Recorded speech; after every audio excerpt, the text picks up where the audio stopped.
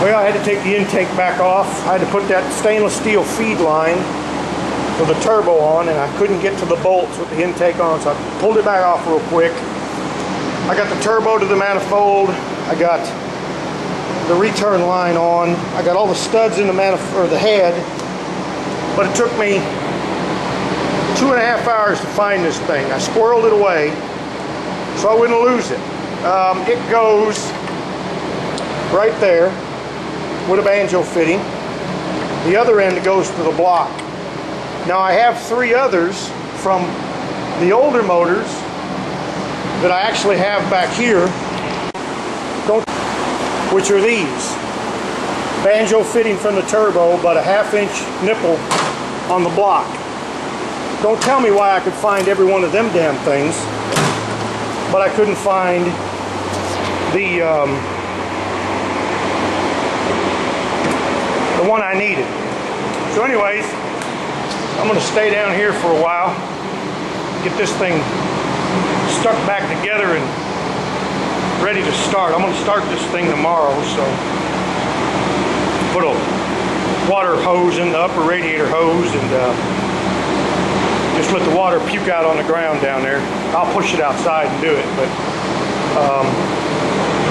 I just want to make sure everything turns over. It's got compression in all the cylinders.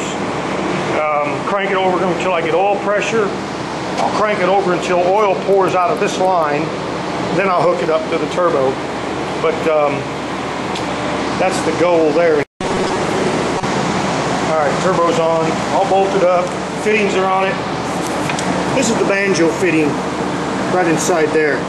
Now when you tighten this down, this fitting here is going to want to jam down on top of the block, but you don't want it to do that because this rubber hose will chafe. You want it literally in between here and in between here. So what I do is I shove a wrench in here to hold it right there, and then I put a 19mm wrench on that and tighten it up. But it's all tight. Air compressor's tight. I'm going to put a little oil in here, get that fitting on, get that bolted to the head. Get the front, what little bit of front cover I do have on, and we can turn this motor over a little bit. Should go. Now I got the belts, the timing done, crankshaft, camshaft, back is lined up, back is lined up. The valve cover on, if we can get it on one-handed.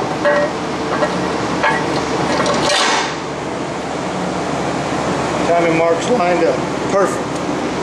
Belt's tight. Alternator belt, that belt. Get the intake back on. Water neck. Well, we got the water neck in the back on. I got to get a temperature sensor in that hole. Get the water line plugged in. Get some oil in it. Well, we were cranking it over with no plugs in it, and I guess we have oil pressure because the oil line is puking oil everywhere.